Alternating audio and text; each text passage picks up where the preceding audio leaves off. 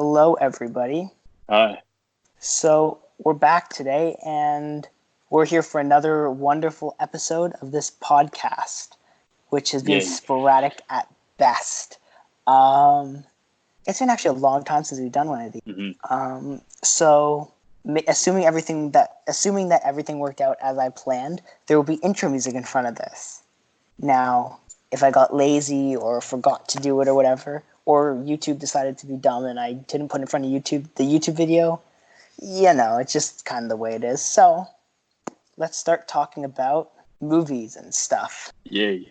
So I'm one of your hosts, Khalil. You can find me on Instagram and Twitter at Khalil_Deadpool. And I'm joined today by the other host. I'm Alon, still on the streak of not having changed my username. It's still Alon.s128. So, yeah, it's about that. Yeah, it's great. You haven't changed your username. It's shocking. My username's been the same since I created my accounts, so yay. Loyal to the username. Exactly. Got a brand, Although I'm going to probably have to change it to something a bit more professional at some point, because Deadpool isn't the most professional thing to have in your username for your social media. But, it is the way it is, right? Got to keep the brand, so, We're going to talk about trailers, but the two biggest things we're going to talk about are the Best of the Decade, Part 1, and the Rise of Skywalker spoiler talk. And next week, you will be getting the exclusive Golden Globe talk, and Golden Globe breakdown from this podcast, because we will both watch the Golden Globes, right? We're going to both watch them. You're going to watch the Golden Globes, right? I'm kind of subtly committing you to watch the Golden Globes, but because you're going to watch them, right? Because you got to watch Bale loses Oscar. Or Golden Globe. Why do I keep saying Oscar? Damn it. Okay. Gotta watch my boy Damon or Brad Pitt win their Oscars. Golden Globes, not Oscars. Oscars are next. I saw another movie has been nominated for Globes. I've seen actually a ton of them, surprisingly. In these last few days. I watched Jojo Rabbit today. It was really good. I watched Knives Out 2 days ago. I watched Marriage Story yesterday. I've really been on this crazy almost binge kind of thing for the movies. And no joke. So before Jojo Rabbit, and it really made me mad, and I know this will make you mad, so I'm going to tell you. So before Jojo Rabbit, there's this trailer for 1917, right? The World War II movie. And so there's these people behind me, and World War One? Yeah. They talk about Germans, so I just assumed it was World War II. Germany was in World War One. But no one talks about Germany in World War One unless you're talking about World War II. Germans. Yeah. Anyway, so yeah. Oh wait, the year 1917. Stupid. Okay, I was being dumb there for a second. I know when the war started. Okay, both of them. So there's these people who were behind me. They were very obnoxious and very annoying. I guess that's kind of obnoxious, but still, when this trailer came on, right? At the end, where it says the director Skyfall, Sam Mendes, right? And they're like, wait, Shawn Mendes? The real Shawn Mendes? And I swear, I was dying inside saying, shut up, you stupid people. They thought Shawn Mendes directed Skyfall. That kind of comedy. No sense. They just have no sense of reality. The Shawn Mendes directed this? What's the director Skyfall? Where did they get Shawn from? It's Sam, S-A-M. They're stupid people because I don't know. They're very obnoxious. It wasn't surprising, but I feel now if they're listening to this, even though I doubt they are because they're not intelligent enough to find this podcast, I feel like I'm being very mean to these people now. I'm sure they're wonderful people. Maybe. I don't know. If you're finding this, just don't leave. This is all in good humor, right? We're not mean to people normally. We're just joking around. Yeah, we're just joking around, But if you're not listening, then, that's how it is. Mm-hmm. Yeah, and also, something I wanted to talk about, we were supposed to record this, on Christmas Eve or whatever. So something cool was, the guy who directed that silly movie Cats? You know that one? Yeah. So someone involved in that movie said that critics don't know what they talk about. And they're like, critics have never made a movie. They don't know what they're talking about. Ha ha ha. Because, critics trashed Cats because it looks like a horror film. Yeah. Yeah. So it was really funny. And I took that kind of to offense, even though critics totally don't know what to talk about, even though we're kind of critics in a way. But, so it's kind of yeah, I agree. Critics don't know what they're talking about, but at the same time, we're also kind of critics. The shocking thing is, some people I know actually took the time out of their day and paid money to go see Cats. Oh, that was a big mistake. They said it was really bad and they cringed. But why would you go in the first place? I don't know. Maybe they were just really bored. There's so many good. Tell them to watch 1917 or Knives Out or Jojo Rabbit or. Unfortunately, Bombshell. 1917 is not out yet. It isn't? I thought it was out. No, it was out. It's out in January. Or tell them to watch Richard Jewell or. Yeah. A movie a good movie. Mm-hmm. Or a movie. Why would you watch? Cats is not a movie. Why would you watch that piece of trash? Why? That just sucks. Watch Star Wars. There you go. Oh boy. Hey, Star Wars is better than Cats, so Star Wars is the best movie of the year. Okay, so let's get on to the actual topics now because, topics. Black Widow had a trailer that came out sometime since we recorded the last podcast. So, what do we think of that trailer? Let's see. Doesn't look too bad. Just like another Marvel movie, as you know. Ouch. Just another Marvel movie? Wow. Yeah. This is some risky stuff right here, saying it's just another Marvel movie. So, I'm mixed on this trailer. Martin Scorsese was right about Marvel. Shh. I will stop this right here. It's over. God, we don't insult Marvel. Well, see, this is the thing. Initially, I was like, whoa, this is great. I wasn't excited for a Black Widow movie, at all, but now I'm excited. And then I thought about it more, and I've heard other people talking about it. Mainly these people who I expect to like this kind of stuff, and instead say, meh. And so I'm sitting here saying, oh, you don't like it? Well, that's not good.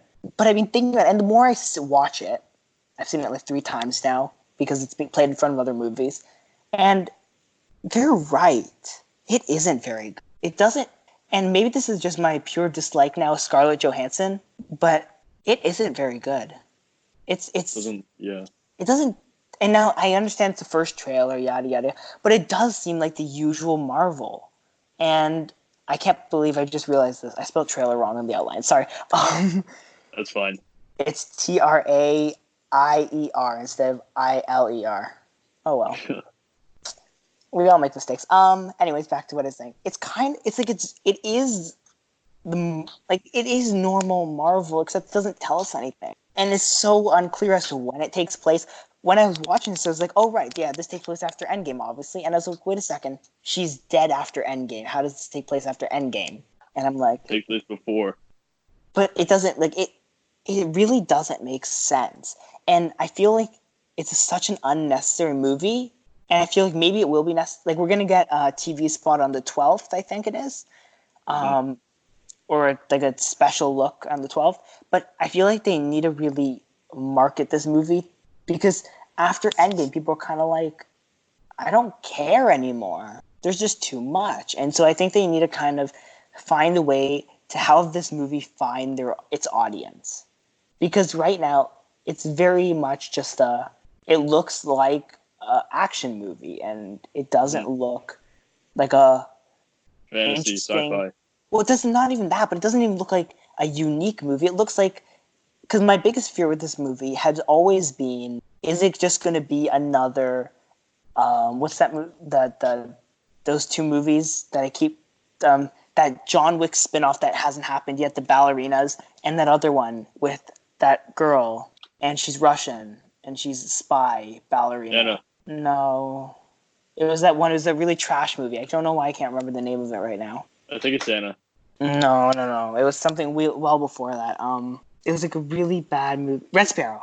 That's the one. It's my worry was it was just going to look like another one of those movies, and it does. It doesn't look inventive or creative or unique, right? Mm-hmm. Even the Red Guardians, if people don't know who the Red Guardian is, they don't care about him. Taskmaster doesn't look like Taskmaster in that trailer. No. So no one's going to know who recognize Taskmaster. The only person they're going to recognize is Black Widow. And I think people are done with her. And I think they need to find a way to make it relevant and make people want to watch it, even though they know she's dead now and it's irrelevant. Even that Loki show, it's like, I don't need to know what happens to Loki because he's dead. It's irrelevant to me. I want him to stay dead. And I think that's going to be Marvel's hardest thing is how do they push these movies to characters who are already dead? And how do they make people feel invested in these characters if they know they're going to die anyways? So it's irrelevant. There's no stakes, right? Black Widow isn't going to die in this movie because she's dead, right? Mm-hmm. So, I mean, it's going to be a tricky thing. And it could end up being, like, I feel like this could have the Solo effect where as good of a movie as it is, people weren't interested in it because they know what happens to Han Solo and they knew how he died and it was irrelevant what happens in this movie. And Marvel should be careful because they don't want that Solo effect to set in for this movie because obviously that's just not good. It'll probably screw up their box office numbers if the Solo effect comes in. That's my point though. That's the problem with the Solo effect. People will still like it who watch it and I'm sure it'll be a good movie, but you need people to watch it. And Marvel does have that draw, but you also don't want to shatter people's confidence saying, oh, it's a Marvel movie, I'm going to go watch it. Oh, it sucked. Like, Marvel can't damage their brand now because of this movie. So it does need, and people need to decide, need to be confident in this movie. Now, I'm confident it'll be fine, and I think it'll do fine, but Marvel needs to think. How are we going to approach this? So, thing is, Marvel's really good. They're basically masters at making they're very creative with their visual effects. But the Black Widow trailer, like you said, looks like Mission Impossible or Jason Bourne movie, not a Marvel movie. That's the thing, though. That's not what Marvel fans exactly want. They want like science fiction and even not an action movie. Let's look at the movie that we both hold in high regard in terms of a high-tier Marvel movie, The Winter Soldier. That is an action movie, but it's a phenomenal movie, and it's still, like, my worry isn't that it's going to be a really good action movie, because if it's like The Winter Soldier, and apparently it's supposed to have phenomenal, fight scenes and stuff, but if it does have that kind of thing, then it could be real. Like if it's a phenomenal movie like The Winter Soldier, then it's good. No problem with that. But if it isn't, then I'm gonna have an issue. You know? Yeah. It's just like it needs to be a good action, creative, unique action movie, and I really just don't see that right now. Like The Winter Soldier, if it turns out to be like The Winter Soldier, I have no problem if it turns out to be like The Winter Soldier. My problem is it'll be fun if it becomes Winter Soldier. Like, do you agree that if it turns out like The Winter Soldier, you won't be complaining? No, I won't. It'll be a fine movie. But that's my biggest worry, I think, for this trailer, and just in general, it's got a lot going for it. Don't screw it up, Marvel. So next we have. I mean, unless you have anything else to say about the trailer. This is Marvel, not Jason Bourne or Mission Impossible. Make this a Marvel movie. What people are paying to see. I'm good with it if it becomes like a Jason Bourne Mission Impossible movie, but it has to have that quality too. That's my problem. I don't want it to suffer in quality and become like a Red Sparrow. That's my worry. Like if it turns out like if it has the quality of Mission Impossible, I'm not complaining. I don't care. Like I love Mission Impossible, but if it has the quality of Red Sparrow, that's the problem for me. So next we have another trailer about a female superhero. Whoa, really? It's like every single movie this next year is a female superhero, which it is. Whoa. Wonder Woman, the first trailer for that. Do you remember how like literally last podcast we were complaining about how there were no Wonder Woman or Black Widow trailers out, and the movies are coming out so soon, and then they drop both of them? Yeah. It's like we have really that much influence on the world that people hear us and they're like, "You're right." They heard us. They heard us. Marvel listened to us. They're like, "Oh, right, you're right. We totally should drop these trailers," and then they do. So that Wonder Woman trailer was something, huh? That was pretty good. It was interesting. I don't know what to think, honestly. Like, everyone keeps saying, oh, it's going to be a different kind of movie, but I don't even know what kind of movie it's going to be.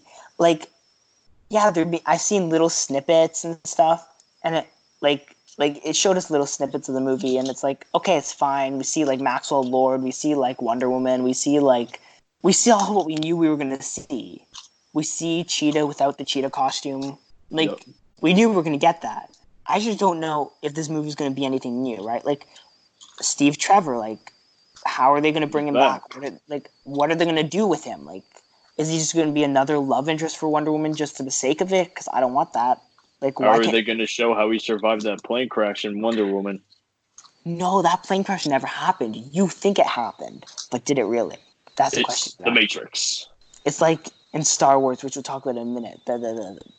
Anyways, we'll talk about Star Wars in a minute. But like, what's happening? Like, I need some sort of clear story trailer. And again, I understand this is just the first trailer, but I need story. Honestly, I need story. Like, I can't properly like assess this movie unless I have story. I think that's the issue. We're not getting story, and I think that's going to be the biggest issue. That's what we want from the trailer, like an idea of what the story's going to be. Because like both these, like this trailer had pretty graphics and a lot of Wonder Woman. I think she said some words. There's a lot of music and explosions, but what will come of it? What will the hard like material and the substance of the movie be? Because I don't know. I mean, I know it's the first trailer, and we'll obviously get a story trailer, but the key to because everyone just keeps saying, "Oh, it's going to be this, it's going to be this," and no one's actually setting a narrative as to. And even the DCEU as a whole, does it exist? Does it not? Is this separate? Is this with it? Is it like part of the universe? Is it not? Right? Like, we don't know. Like, at least the Marvel universe we know is set in the MCU. We know when it's kind of set. Yeah. But this movie, we don't even know if the DCEU exists anymore. We don't know if this is like separate, and if this is like 1984, what happened? I don't or something know. like that. Maybe it's the 80s, and they want to use the 80s because who doesn't like using the 80s? Like, we just need to know what is happening with this movie and why does it exist and what's the point of it and does the DCEU exist? And I think this trailer leaves more questions than answers because we don't even know what's happening, right?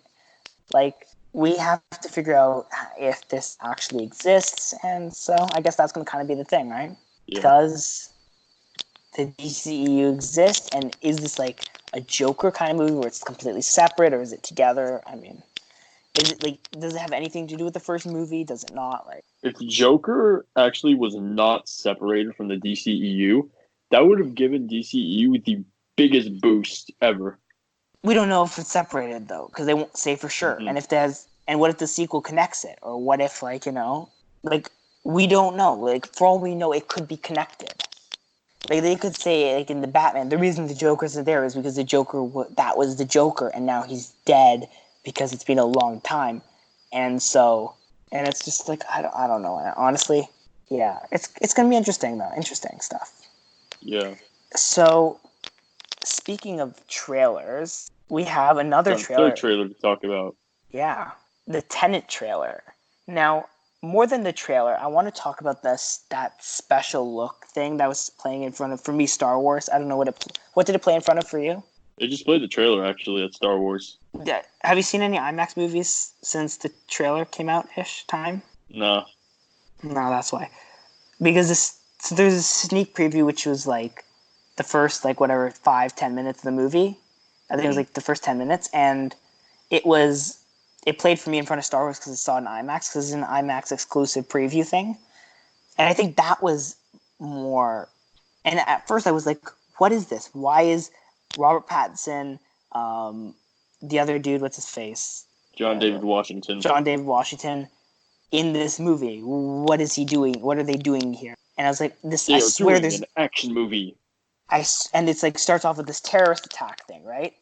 And so I'm like trying to figure at the orchestra, and so I'm trying, and like that whole scene plays out. So I'm trying to figure out in my head while this is going on, what are they doing here? What are they doing here? What movie was this for? I know it's a movie, and I know I just saw a trailer that had them in it. What was it? And I couldn't connect the dots until it showed, and I was like, oh my! Until like I saw the time travel stuff happen, and then I was like, oh my god, it's Tenet.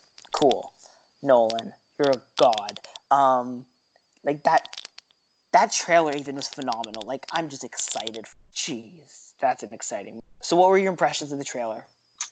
Any action movie is an action movie. I'm gonna go see 100%. I don't care what it is. I go see every action movie. Especially if it's got John David Washington and Robert Pattinson. Batman. The two of them are really good. Yeah, I'm really excited. And it's a Nolan movie, and so it's going to be good, obviously, because it's Nolan, and ooh. And it's Nolan like, created. It feels Nolan like created Dunkirk. It feels like an Inception meets Dunkirk kind of movie. Meets like, I feel like it's going to be like Inception meets Dunkirk meets like James Bond or something. I'm excited for this, honestly. Yeah, that's going to be good stuff. Good stuff right there in that movie. Ooh, I'm super excited for that. That, like, the trailer was very actiony, but that's an action movie, so you're going to get. Every action movie trailer is actiony. Now, the one thing I want explained, which I know I'll get in another trailer or in the actual movie, but I want to know how this time travel is going to work. Because in the trailer, the big way it's demonstrated is with the car, right? Mm-hmm. And with the car and how it rolls backwards and then it rolls forward. And then there's the gunshots in the door, right? Where it's like, the shots haven't even happened yet.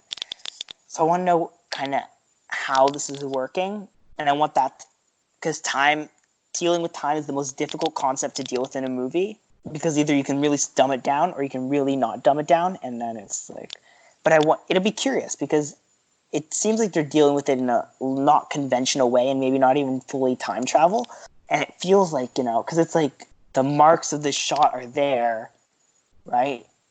And then the shooting actually happens, but it's like, what? Yeah.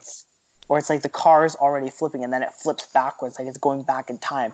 But it's like, what? So that's what I want to know. That's going to be, I think, Avengers Endgame is proof that time travel can be something really to struggle with in movies. Well, it always is in a movie, because as soon as you do time travel, even if you do it in the slightest way, like there's this movie which I really hate, which I've wiped from my memory, so I can't even remember the title right now, actually.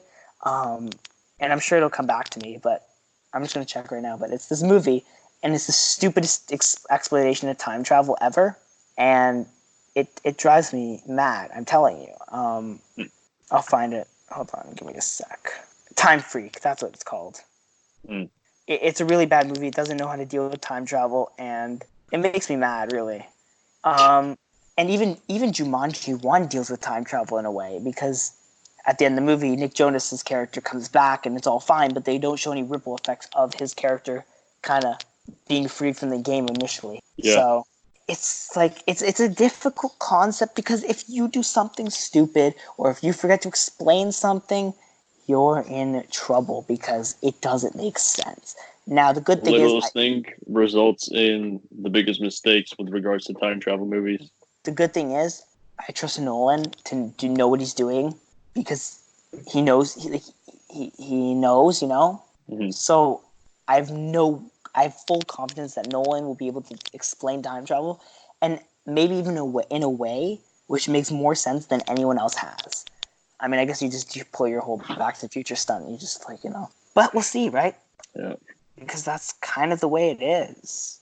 Just gonna have to see. See the results of how it turns out to be. Yep. So, do you want to start with the best of the decade? Yeah, sure. Okay. So the way I think we should do this is we should go kind of talk about those movies which we believe for each year from 2010 to 2019 deserve to be in the conversation for the best of the decade. I don't have a movie from every list of this decade in this list. I'll just start with the earliest. So, I mean, even if you want now, while we go, because I want to go through this year by year, just because I feel like it'll be the easiest way to deal with this, just because there's so many movies. So let's start with 2010, just in general. Now, do you have movies from 2010? By any chance? No. 2010, the year of Inception, Shutter Island, The Social Network, Harry Potter and the Deathly Hallows Part 1, Megamind, Scott Pilgrim, Yeah. So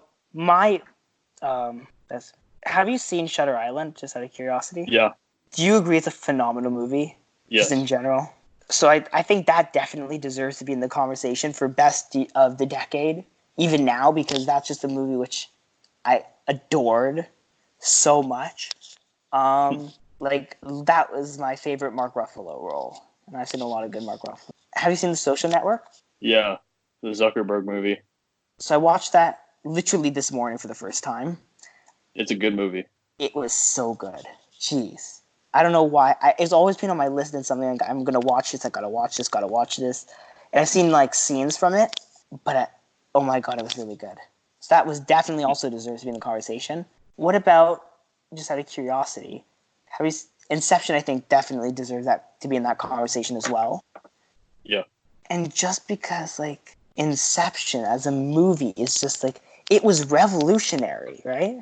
And It it was changed something. science fiction movies it was basically a turning point for science fiction movies. Yeah, it was. Even, like, The Matrix and Inception are the biggest turning points for science fiction movies, like, ever. if that's true, I would agree with you on that. Now, the one I want to kind of throw in there, just as like a kind of almost a what's the word, like a wild card. What about Kick-Ass? Do you think that's a movie that deserves to be talked about in terms of the best? I don't Because know. think about it. It was good. But before that, didn't it really make that kind of R-rated comedy superhero kind of movie a thing? Yeah. Like, yeah, Deadpool and It essentially others. gave life to Deadpool, yeah. Like, and I think even like Venom, although it wasn't R-rated, like, it really gave that ability for superhero movies to be dark but also funny, and also to be a bit more out of the box. So you have things like like these more like less known kind of comics, and you've got these kind of less known superheroes kind of giving light, right? Like, I think it is a movie which was really, really good and deserves to be kind of talked about in that sense, right? Yeah. Yeah. It wasn't like a top movie, but it was good But enough. it revolutionized things, which, Mm-hmm. and I think Harry Potter and the Deathly Hallows, does it deserve to be in there because it's Harry Potter? No, absolutely No. not. Nope. And the other one was How to Train Your Dragon, really good movie, which I don't think it revolutionized anything, but I think it started something. And I think Toy Story 3 is like a no-brainer for that list, because Toy Story 3 was arguably the best Toy Story movie and was probably one of the darkest kids movies to ever come out. And even True Grit, which I know you've seen. Have you seen it? Yeah, you've seen it. So I think that's another one. Josh Brolin, Matt Damon, Jeff Bridges, Haley Steinfeld, Coen Brothers. It's a Coen Brothers movie, therefore it has to be in the list, you know? Everybody. Yeah. So, yeah, I mean, now, if we kind of had to choose, do you want to do it so that we have to kind of choose like two movies from each year, and then we'll kind of, at the end, kind of make a list from that? Mm-hmm. So if you had to choose two movies from 2010, which ones do you think they would be? Two movies from 2010. I'm just checking which movie. Just one movie. Yeah. Because I would probably have to go with. I have to go with Inception, because I can't. Like, I feel like you can't not go with Inception. Mm-hmm. But Toy Story 3 is also something. It's also probably the best. It is the best Toy Story movie. Like, it's really hard, especially to narrow it down to two. From 2010, I would actually go with The Fighter and The Town. The Fighter in the Town. So Yeah. I think I've seen The Town. I haven't seen The Fighter though. The Town is really good. Yeah, it's Ben Affleck, right? Mm-hmm. And then The Fighter is Mark Wahlberg. Mark Wahlberg and Christian Bale. Okay, so from that, if you had to choose one, I think we'll each choose one, and then we'll kind of like, at the end, kind of go through that. If you had to choose the top movie of 2010, which one would it be? The Fighter. The Fighter? Okay. Yeah. Now, me, honestly, this is difficult, like, but I'm going to have to go with, this is like tearing me apart, because there's like so many movies I want to choose from this list. You know what? I'm going to go with Toy Story. It was not only the best Toy Story movie, but as much as Inception revolutionized things, Toy Story 3 was phenomenally done. Like, it is almost the perfect movie. Yeah. And yeah, I'm going to go with Toy Story 3. So I'm just going to, Are you going to write these down or should I? I'm going to write them down. Okay, so 2010, Toy Story 3, and The Fighter, right? And then we'll talk about...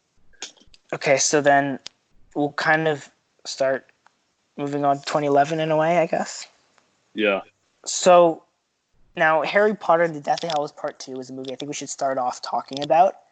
Yeah, that was like the blockbuster 2010 movie. Well, no, Part 1 was 2010. Part 2 was 2011. So I think the Harry Potter and the Deathly Hallows ended this kind of huge franchise that people had grown up with over the course of the years that it had run. And I think it is definitely a movie that, like, I think it's difficult because although each individual movie wasn't necessarily super revelatory except for the first one, I feel like the series as a whole kind of, is definitely something which it was revelatory and was ahead of its time in a way, you know what I mean? Yeah.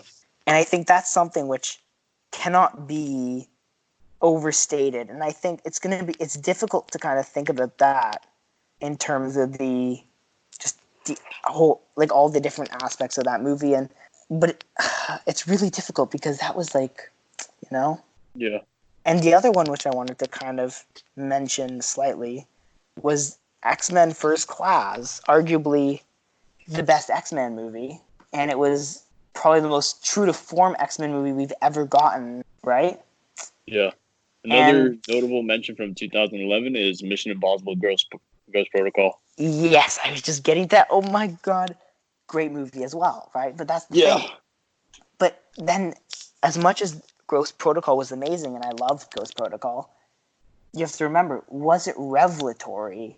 And was it, like, the best? Like, I think these next two Mission Impossible movies are going to be phenomenal. I think the last one, Fallout, was phenomenal. But was it something that was a phenomenal or the best of the year? I don't know. Now, the other thing we have to mention, just because, you know, it wouldn't be right if we didn't mention, are Captain America, the First Avenger, and Thor 1, because those are obviously Marvel movies, and we have to kind of mention their existence, just, you know, for the sake of sake. And I think there are also movies that definitely deserve to be talked about. Yeah. Because I don't think Thor does, but I think Captain America, the First Avenger, in a way does. Because it was a good movie. And it was good movie, yeah. And The Muppets also came out that year, which... Did it? Yeah. Oh, right, it did. And you had, like you had a lot of good movies in that year. Yeah. You also had some bad ones, but, you know, that's like every year. Yeah. You also had Fast 5. Oh, yeah, that was good. You had Bridesmaids. You had Rise of the Planets of the... Moneyball, yeah. Drive. Warrior. That was Keanu Reeves. Drive was Keanu Reeves in Drive? No, it was Ryan Gosling. I thought he was in Drive. No. Maybe it was Ride. Was he in a movie called Ride? Maybe. Hugo, another one. Mm-hmm. Hugo, I believe, was also a Coen Brothers... Or no, it was a Scorsese movie, sorry. Not a Coen Brothers movie. Keanu Reeves was in Speed. Yeah, that's a good point. Yeah. So it's like, it's really, like... Pretty loaded.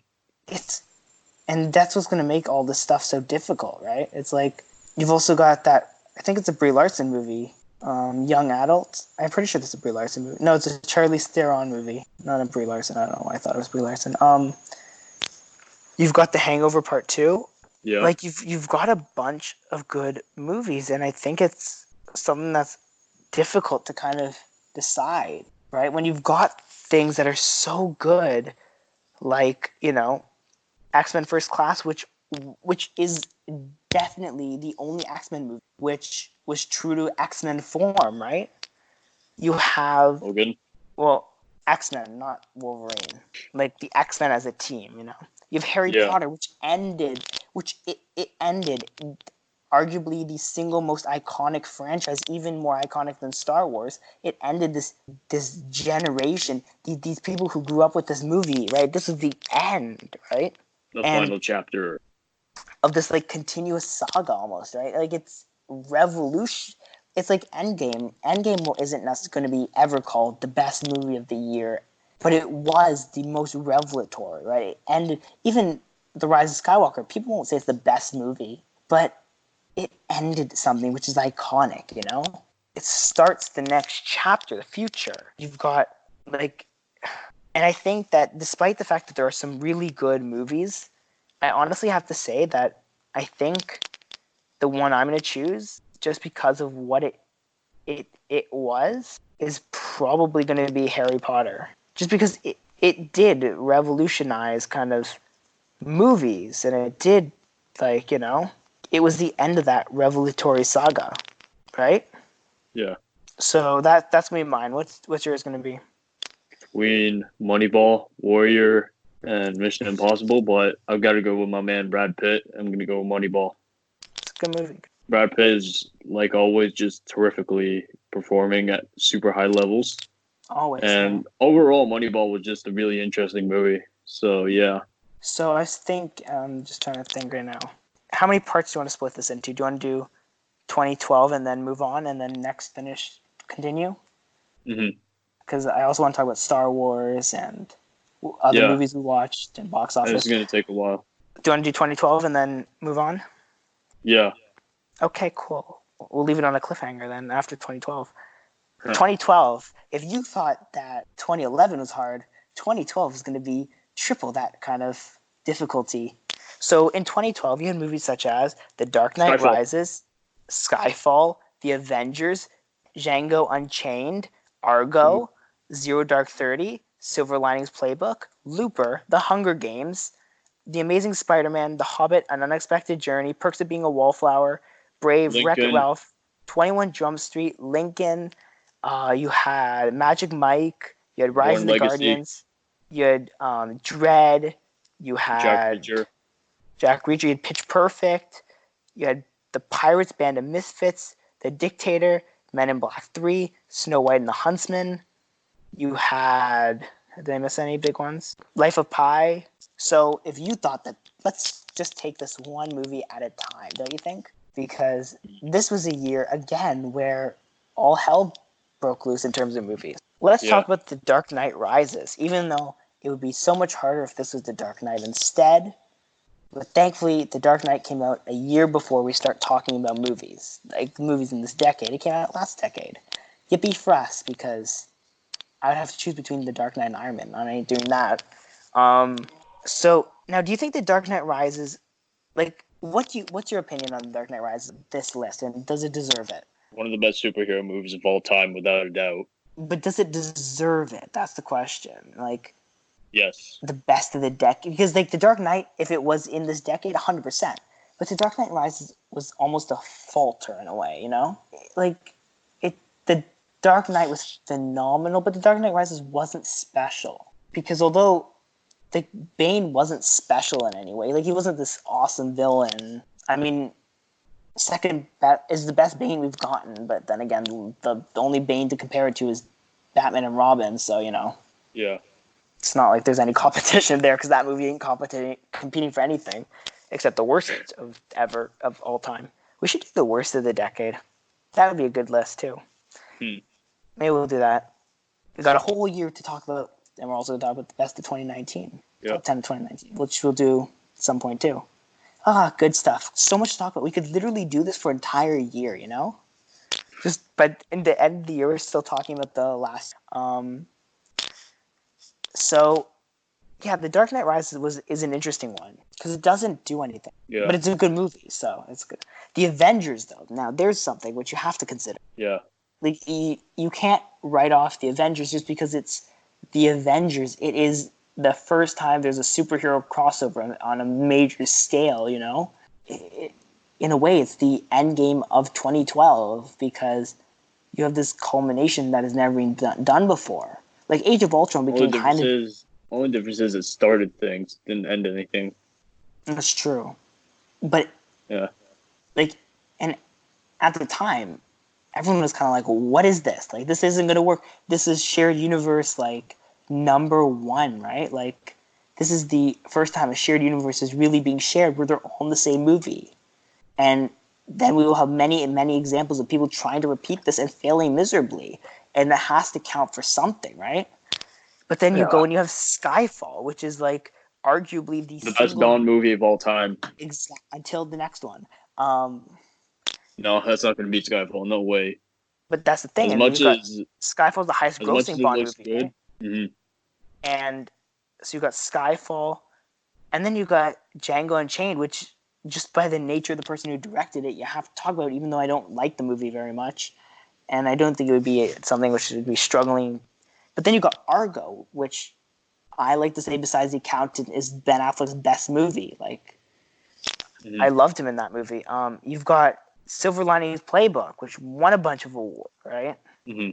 You've got The Hunger Games. The Hunger Games itself is another movie that deserves to be in consideration for what it did. It was another book adaptation that ended up launching this, and it wasn't the original, but it did launch something. And The Hunger Games is a great movie in general, right?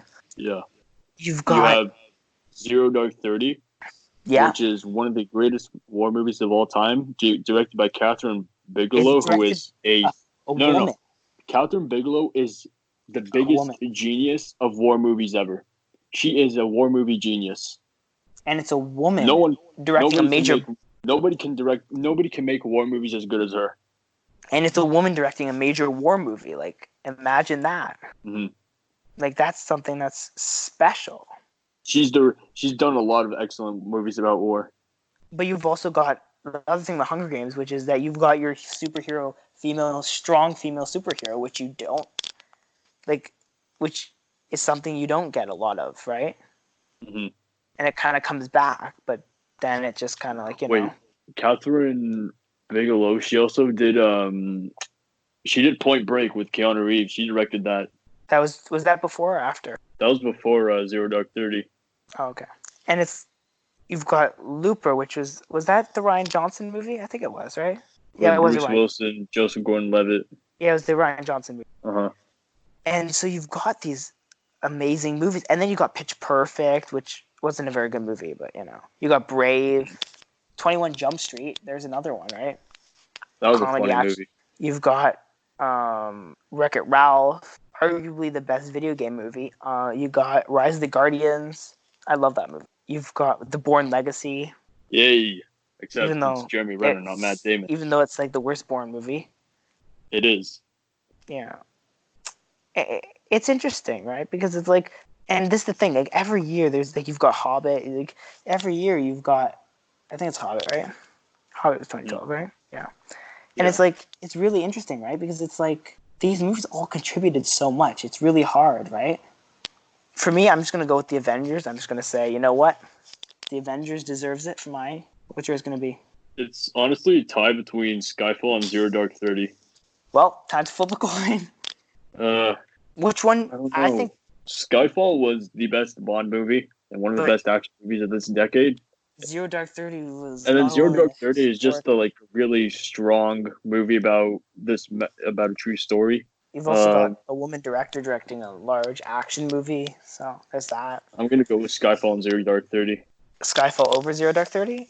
Skyfall and Zero Dark 30. You're not gonna choose one? Nah. No? It's too difficult? It's way too difficult. Okay. Got it. Okay. So tune in next time for 2013, the year of Marvel picking up their game again, and superhero movies picking up their game, where you got Iron Man 3, Man of Steel, you got Hunger Games Catching Fire, Captain Phillips, Fast 6, Look at Hobbit. Me. I'm the captain now. Yes. Short Term 12, Wolverine. So yeah, tune in next time to hear our conversations about 2013 and beyond, really. Yes. And I can't wait to get beyond because it's going to be awesome. Mm-hmm. So now let's move on to the Rise of Skywalker. All right.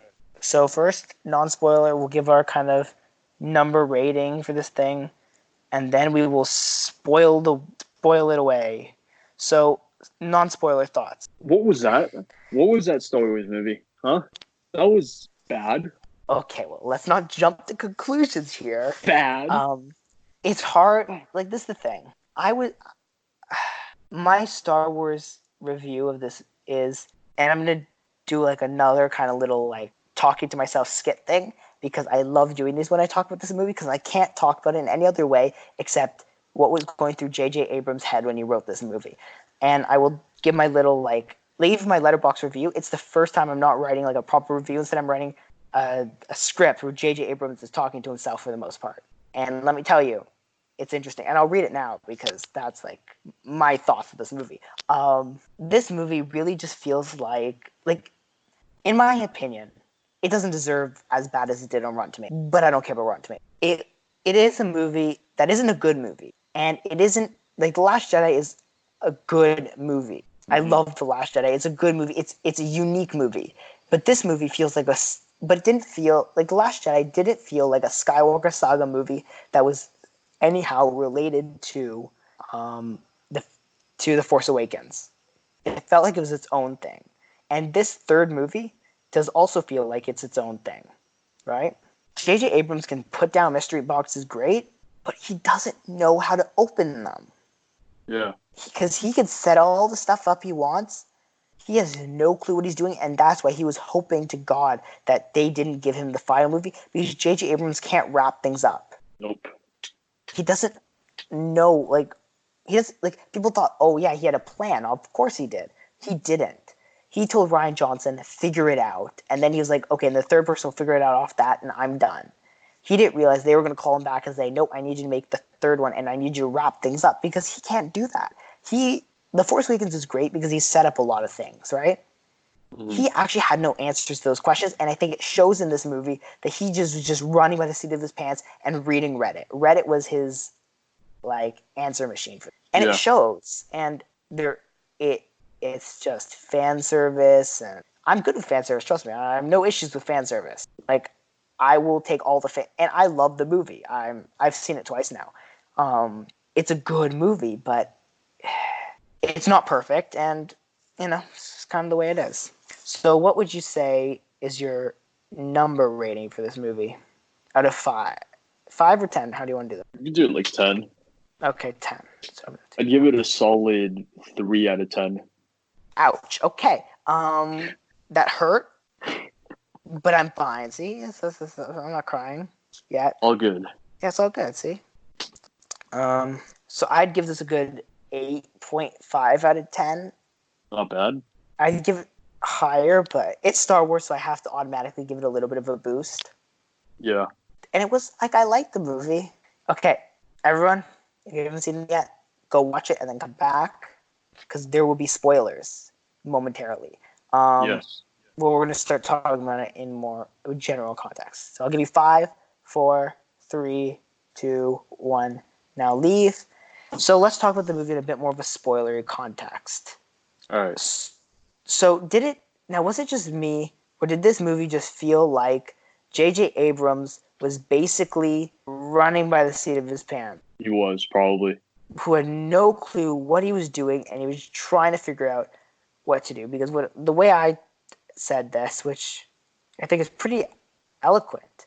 So after the release of The Last Jedi, Disney was kind of like, fans didn't like The Last Jedi with Rian Johnson's unique take on it, on these characters, and so you know what that means? Let's bring JJ to save the franchise.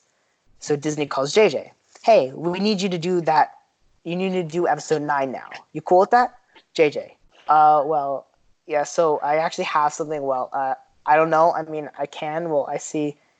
Well, we assumed you could finish it because, you planned after The Force Awakens, so you can open those mystery boxes the way they should be. JJ? Yeah. Okay, Disney. Cool. So during the writing of Rise of Skywalker, okay, so my first task is to figure out what my plan was to open the mystery boxes and about whose Rey's parents were, etc., etc. Okay, time to go to Reddit. And I'm not going to read the rest because it's very long, but if you want to read the rest, go to my Letterboxd. This episode is not sponsored by Letterboxd, but just you download Letterboxd because it's cool. Call us Letterboxd, please. Yeah, make this. We could sponsor you. Yeah, we'll do it. Trust me, we're sellouts. We'll sell out very quickly. Don't worry. But yeah, you can read the rest on my Letterboxd account, which I'm pretty sure is also _Deadpool. But it could be, yeah, it is actually. See, look, parody. Everything's the same. Or parity, equal. So can we talk about Rey's parents for a second? Yeah. So Palpatine being Rey's grandfather means that someone had to make a child with Palpatine. Mm-hmm. Who would do that? I don't know. Who would have a child with Palpatine? Only the dumb people would. and then would have to raise that child separate from Palpatine. Yeah. Like, and if I started doing the math of when he would have to do that, then my head would hurt, and I don't want my head to hurt, so I'm not going to do the math. Yeah. At some point, I'm sure I will. But if my just general judgment should be correct, it has to have happened during A New Hope at some point, which means his face would all be scarred, and so there's that. And why does Palpatine not have a wife? Like, shouldn't he have a wife? I mean, it's kind of the way it is, isn't it? I had a question about that last scene. Oh my god, cringy. Sorry. No, what was that stadium that they were in? How did those people get there? What was their point of being there? Stadium? Yeah, like they were in that big place right beneath the big dogfight in the sky. And like it was Emperor Palpatine and Rey. Oh, that's just the Sith homeworld. That's just like a place in the Sith. Oh yeah, stadium. Yeah, I could see how you see that. Yeah, that was pointless. I felt like that was the movie weirder. I mean, it just felt like, okay, this is the other thing, right? It's like, why is everything a planet laser? Also, these things are expensive, damn it. Like, the Death Star was super expensive and probably sent the entire galaxy into a recession to build. But now you can just make a bunch of Star Destroyers with planet-destroying lasers on them to appear? Like, explanations, please. Like, economically, that doesn't make sense. Like, look, first you start with the Death Star, then Death Star 2. Okay, those make sense. They're small little warships, whatever. And then suddenly, you have a fleet of planet-destroying laser starships. It's weird. It's just weird, this movie, and what they did with it. Like, what's up with that? And, like, I have so many problems with it. Also, Rose. I know you didn't like Rose, for example, in the last movie. Oh my god. Thank God. She was not in that movie for a long time. But isn't it a bit sexist to say, oh yeah, she's just going to go study? Okay, I guess she's going to go study. Also, they killed off Leia way too quickly and subtly that, like, you blink and you miss it. Like, yeah. The most important character in that movie died by saying Ben and then disappearing. Mm-hmm. Like, I know you had to use unused footage from The Last Jedi, and that's why she never said anything that had to do with the plot of this movie, or the unused footage from The Force Awakens, sorry. But couldn't you have had a dramatic death for her? Like, where she dies, like, in some way that's dramatic? Like, what was the point of faking Chewbacca's death? That did not make it. It did not make the movie more suspenseful or more interesting. Ooh, okay, so I've got an explanation for that too. So, JJ was writing the movie, right? Yeah. And so he wrote this over a long period of time. So he's writing it, and then he looks on and he's like, okay, I'm going to kill off Chewbacca here, and Rey's going to use the lightning thing and then blow up the thing. And so he wrote that scene, okay? Now, JJ wrote in permanent ink, so he can't erase it. And then he looked at his phone, and it was like, people petitioning over Iron Man's death, fans angry. And then he's like, oh shoot, people are going to be mad if I kill off Chewbacca. Okay, I'm just going to undo that. Hold on. Nope, but there's a second transport, even though people would totally have noticed that it was a different transport, yada, yada, yada. Okay. And then he was like, okay, now I'm going to kill off 3CPO. It's going to be this very dramatic moment, and it's going to be a joy, so he's not going to die, but, he's just going to lose his entire memory, right? And then... Yeah. So he writes that down, and then he reads his phone. He's like, people angry that Black Widow died. People petitioning to bring her back. Fans outraged. So he's like, oh, shoot, I got to undo that too. Okay. R2-D2 has memory banks. Done. And then he's like, okay, I do have to actually kill off Leia. How are we going to do this? Well, let's just quickly kind of like put a blanket over her and she'll die. Genius. This entire movie is a mess. Now, it was a good movie. That's the way I can put it. There were very good parts of this movie. Poe was phenomenal in this movie. Rey as a character was great. Oscar Isaac is always good.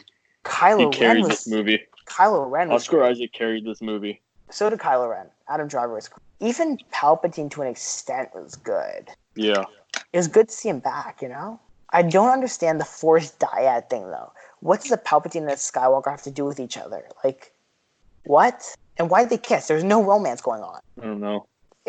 All this stuff can also, like, the life force thing kind of makes sense, but like, why does a Palpatine and a Skywalker have a connection in the Force? It's weird. There's so many. This is like Endgame, basically. So many unanswered questions. that's the problem when you put too much on your shoulders. You can't carry it, and then stuff falls off, and then you have a bunch of broken plates, and you got a bunch of plates that are stuck on your shoulders that aren't broken, but they're all movie and stuff. It's not good. Oscar Isaac actually carried this movie. He was good. Mm-hmm. So was Ray. Finn was super annoying. Yeah. He would just scream a lot. It's like, can we like not have this stereotype that black people scream at everything? Like, I don't know if that's a real stereotype, but after the movie, it felt like a stereotype. Like, and also, what was that? Like, why are there other defective stormtroopers? And like, what the hell is happening? Do people just like say this isn't morally right? Oh wow! Like, no, duh. It isn't morally right to shoot people. Like, suddenly stormtroopers have hearts and can hit things. Like, I don't know why you're worried about killing people. Like, you couldn't hit them if you tried. Like, it was very funny. The Mandalorian made a ton of fun about stormtroopers not being able to hit things. It was really cool. Like, they had these two stormtroopers who, and I know this is kind of like spoiling the Mandalorian in a way, but like, these two stormtroopers who were sitting on speeder bikes, and they're both trying to shoot this thing in the ground, and they kept missing. It was really funny because they can't aim. They can't hit things, you know? They have bad guy aim. Like, but it's like, I didn't like, and I felt like it was so rushed. It was kind of like, oh, the Force. Yeah, it was a rush movie. And it's like it would have been better if those people turned out to be traitors, you know? And I also felt like everything was too easy. Also, the new characters got no depth. Like, I wanted, like, if I'm going to be invested in these characters, I want to feel these characters, you know? Yeah. Like, I want to know about them. I want to know the struggle they went through. Not just, oh, we're riding horses now. Yay. Like, I want to know what happened to them. And, like, even my review, which, when I was listening back to it, it sounds super negative. And, like, I hate the movie. I don't hate the movie. I love the movie. But I have so many problems with it, you know? It's really, it's a mess. There's way too many questions being asked and too many plot holes to keep up with. I feel like they both Rey and Kylo Ren should have died at the end, basically saying, look, the Jedi and the Sith are all gone. They're all gone for good. It's over, you know? Yeah. The saga ends with all the Skywalkers dead, all the Palpatines dead, and they're all gone, you know? The Jedi are gone, the Sith are gone. Everybody. Like, there are still Force users, but there are no more Jedi or Sith. Like, that would have been the perfect poetic way to end it. And I know it's the Skywalker saga, not the Palpatine saga, but, like, just kill everyone because that's how it's supposed to end, right? Also, this life healing thing is kind of garbage, but whatever. Yeah. Yeah, it's an interesting, like, I understand where the frustrations are. Also, there's so much happening, and it's moving from place to place quickly. It felt a bit rushed. Everything was a bit rushed. Like, I remember the first time I saw the movie, someone behind me in the theater, after the movie's over, said, this should have been 2 movies. Mm-hmm. And I agree. Like, even Endgame should have been 2 movies. Like, it feels like the problem when you have long movies or movies that feel long because they're jumping so much, it's like either simplify the movie or just make them 2. Yeah. Because I would rather 2 well-paced, thought-out, and planned movies. Like, why don't you end it with, like, you know, the fact that Rey's a Palpatine, the first one, and the second one picks up with that and her dealing with that, right? Like, I could then have more depth with these characters, you know? And be able to understand them more. I feel like the big thing is this movie was the plot. The plot was what they focused on. But you didn't actually, the characters got lost in that shuffle, right? It's like, even Rey, Kylo, Finn, Poe, they didn't really evolve as characters. They just kind of disappeared. It's like they say static, and like I like characters when they evolve, you know? The characters grow. When they develop and you get to understand them more, that's a more interesting and appealing character to an audience, not someone who's extremely boring. Like, I loved but there were good things about this movie. I think the lightsaber battles were phenomenal. Mm-hmm. I loved the final space battle. I loved how they were doing all that stuff, and then they all came, and it was like really cool. The music was obviously phenomenal because it's, you know, John Williams, and like the music, as always in Star Wars movies, is phenomenal. And I think Palpatine was a good villain. I didn't like the fact that he created Snoke. I mean, not really, but like, like he just has like a Snoke machine. Like, oh, I need a Snoke today. Pump, pump, pump. Oh, here's my Snoke. And it's like, okay, I guess. Like, I like the fact that Kylo Ren was like, I felt like Adam Driver's just a great actor, and he's super underrated. Most underrated. I think he's the single most underrated actor. Like, he's. Have you seen The Report? No. It's a really good movie, and I think now I've seen 3 Adam Driver movies. He's phenomenal, and he's super underrated. Like it. I can't believe I actually wasted my time seeing a movie like Rise of Skywalker. It's better than Cats. So Yeah. Like I feel like it was better the second time when I knew what was going to happen, so it wasn't as shocking, and I was able to kind of let it sink in a little bit more. And it made like it made makes more logical sense. It makes sense once you know what's going to happen, and I think that's even Endgame in a way, right? It's like the first time I watched it, I didn't like it at all. But then when we did the audio commentary and I really watched it again properly, I was like, you know what? This movie isn't actually that bad. It's like, once you know what's going to happen and it isn't a shock, it's kind of like, okay, yeah, it works, I still think The Last Jedi is better, but I love the movie. It's kind of like, yay. Yeah. But, it's just the way it is sometimes. Now, and it's still going to make a ton of money, but, It's for sure going to make a whole lot of money. It's Star Wars and Disney. Exactly. And, I know people really didn't like them, but it is a lot of fan service. And, I mean, obviously, as a fan, I'm fine with fan service. Mm-hmm. But, even that character, the one, what's her name? The one on that planet with the people, the other black the one. That was that liked Poe or something.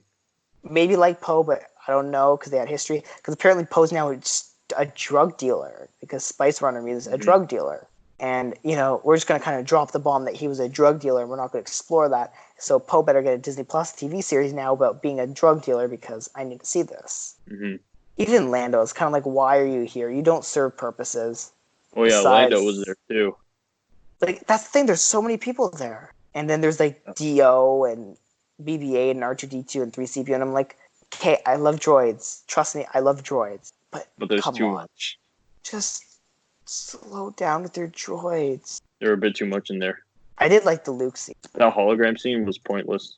Although, how does I love the scene where he reaches out his hand for the fire. Also, is it just a thing now that every Jedi, when they're depressed, goes to Occ 2? Yeah. Is that just a thing? You just stand there with your hood on Occ 2, just being sad when you're depressed? It's their source of motivation and inspiration from somebody like Luke Skywalker. Rey's on Occ 2 depressed. Luke was on Occ 2 depressed. Come on, man. Give up the stupid Occ 2 thing. But I did love him walking out and grabbing the lightsaber, even though it doesn't make sense that a ghost can touch something tangible. But, what do we know, right? We're just, assuming they're ghosts. And so you can't really touch a lightsaber. I guess I could say something to the Force, but, I did like that speech, though. It's the scene. Oh, boy. Although it did kind of mock Luke's speech from The Last Jedi, where he kind of threw the lightsaber saying, whatever. And then when Rey tried to throw the lightsaber, he's like, no. And it's like, Yeah. Han was also in the movie. Yeah, but then it was for just a couple, and it was the good Han Solo. And who else was in the movie? That person named what's her face? Oh, that Maz Kanata from the first movie, from Force Awakens, is in there too.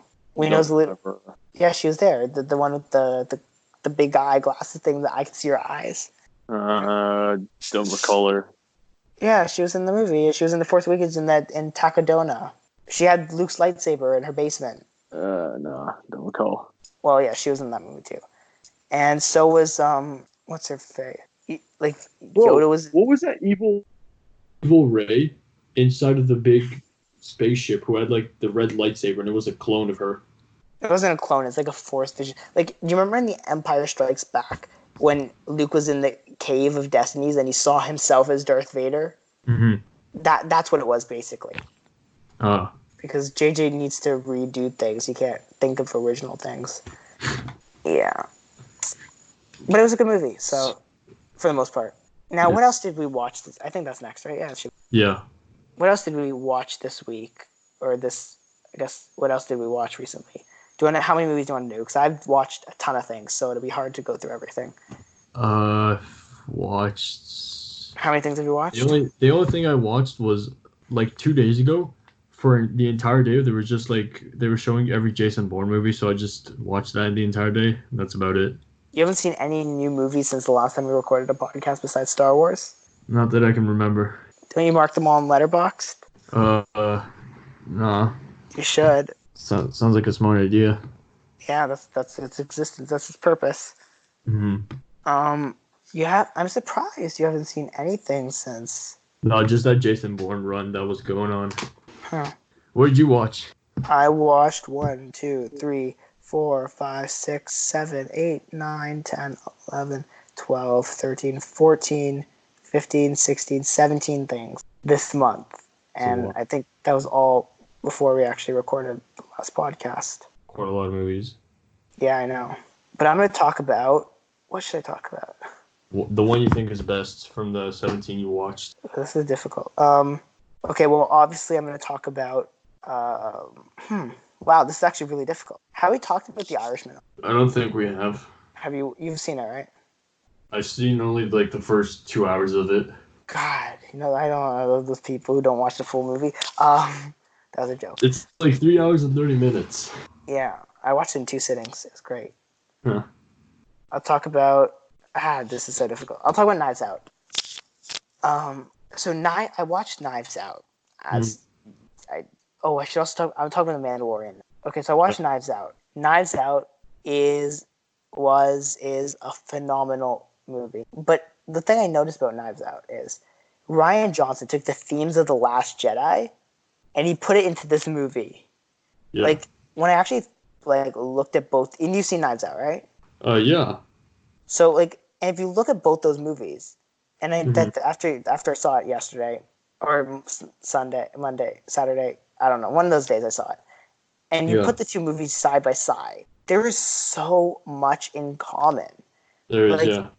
You just look at the way to win is love, not hate, or goodness, kindness, not hate, right? You got that thing, Rose literally says that line to Finn before he kills himself to save everyone, right?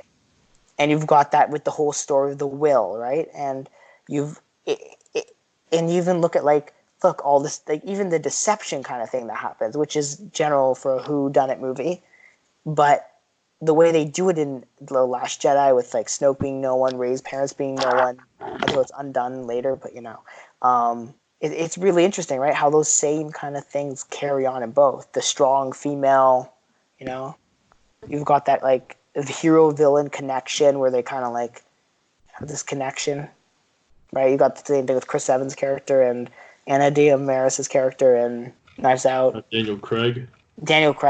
Oh my God, he was so good in that movie. Christopher Plummer. Yeah. You've got the Jamie Lee Curtis. You've got Toni Collette. Yeah. It's a phenomenal cast. Now, loaded. Instantly, my comparison whenever I watch a movie like this is Hateful Eight. Because Hateful Eight is a movie which is very similar and is a phenomenal movie. I love the movie so much. Now, Hateful Eight is a movie which doesn't combine as much humor, doesn't use as much humor as this one does. Because Chris Evans is super funny. But I think that's really good, just in general. But yeah, it's a really good movie. Loved it. That was pretty good. Then I also watched The Mandalorian. Well, I finished The Mandalorian. I'm just going to kind of give my overall kind of opinion on The Mandalorian. Oh, you reminded me. Yeah? Of a TV show that finished the first season. Oh, Jason Bourne? Yeah. Or whatever it's called. The name of the program. Yeah.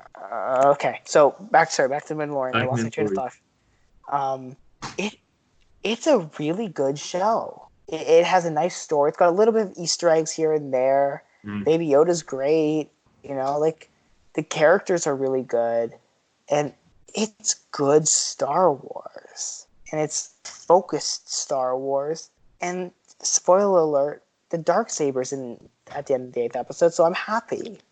It's it is good Star Wars. If there's good Star Wars, it is The Mandalorian. It's space cowboys. That's what Star Wars is. Space cowboys. Uh-huh. And so basically loved it so much. Can't wait for season 2. Yeah. So talk about your Jason Bourne TV show. Episode 10 was. So So for people who can't see, because no one can see, you're shaking your head. I'm actually in shock. Everything that happened. So very, very good movie, I assume. Yeah, it was an excellent way to end the first season. So if any of you watch Treadstone, you know Stephen Haynes gets, as described, executed, but turns out he's still alive actually, and Matt Edwards betrayed him, so he tries to kill him, and then Tara Coleman, you guys have been thinking she's a journalist. Nope, she's with Treadstone. She knows how to kill, and she does it pretty good. And then, right at the final moments of episode 10, Pietra, she goes to John Randolph Bentley's house, and this is based in 2019. And yeah, hopefully in season 2 we're gonna see some more like old man John Bentley. So, and yeah, that's about it. Excellent way to end the show. Very fun. Season 1. Sounds really good. Now I want to talk about another TV series because I just remembered I watched this and it needs to be talked about because it's so good. The Harley Quinn animated TV series, which is on DC Universe in the US, and it's R-rated technically, and it's this Harley Quinn series, right? It's awesome. Honestly, it is like literally the best thing to ever come out of DC ever. Easy. Not Joker? No. This is like next level, like mind-blowing show. Like it's silly, but it's brutal, but it's funny, but it's Harley Quinn. Poof. Sounds like a pretty good show. And it's got Poison Ivy, and it's got like these characters, and these characters are all, there's such a different take on them, you know? Yeah. Very human take on them. Like you've got King Shark, who only becomes like this big out of control shark if he sees blood. But if he doesn't, he's like this hacker guy. And you got like Sandman, Clayface, who wants to be who's an actor and will transform into people and will be an actor. And it's like there's this one scene where they're breaking into someone's house and they're going to steal a bunch of their gold, right? Mm-hmm. And so Harley tells Clayface to be a mailman, turn into a mailman and pretend to be a mailman. And he does, and he's like, so where's this mailman from? What's his backstory? What's his history? And the conversation between the dude who owns the house that they're breaking into and Clayface's mailman is so good. And it ends up like, because he wants to be an actor, you know? So he's like trying to channel the mailman. Trying to improvise. It's just so good. I love it so much. Oh my God, it's so good. Peak TV right there. Peak DC. Peak Harley Quinn. Highly, highly, highly recommend. Go watch. Phenomenal show. So box office, I guess, right? Yeah. So I'll open it right now. It is the box office for the 27th through the 29th, I believe, right? Yes. So we're going to talk about that. And then we're going to predict next week. And we'll see if we actually have a podcast next week, which we should, right? What? Yeah, we'll do a podcast next week, right? Yeah. Or maybe at the end of this week. Mm-hmm. Some point. We'll do one, don't worry. So box office for December 27th to 29th. The final box office of 2019. Weekend box office of 2019. Probably the last podcast of 2019. Assuming it comes up before 2019. We'll see. So, at number... I haven't done this in a while. We go from 5, right? Yeah. Okay, so at number 5, you have Spies in Disguise with 13 million. Right. Then you've got in number 4, Little Woman with 16 million. Not bad. And then at 3, you've got Frozen 2 with 16 million. And then at number 2, you have Jumanji, The Next Level at 35 million. And then at number 1, you have Star Wars, The Rise of Skywalker. That's obviously the box office hit. 72 million. So next week, nothing comes out. I'm pretty sure there's nothing that comes out next week. No, it's another week. Because it's like a weird week. It's like the 4th, the 5th, 3rd. Because it's like the place nobody wants. All I know is in 2 weeks, 1917 comes out, and that's the only thing I'm waiting to go see. So apparently, The Grudge comes out. That's it. Mm-hmm. That's it. Okay. That's about it. So let's talk about this. So number 1 next week, or number 5, sorry, or do we go 1? I don't know. Are we doing 1 first, or? You can start with 5. And actually, 1917 is out. It's out, but not like every. Not a full release, yeah.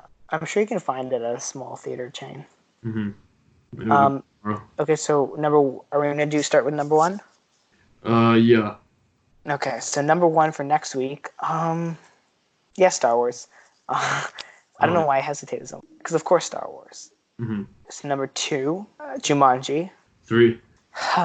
Either it's going to be Frozen 2 or it's going to be Frozen 2 just gained in terms of its revenue from last week. So, you know what? Frozen 2. I'm just going to say 4. A Little Woman. 5.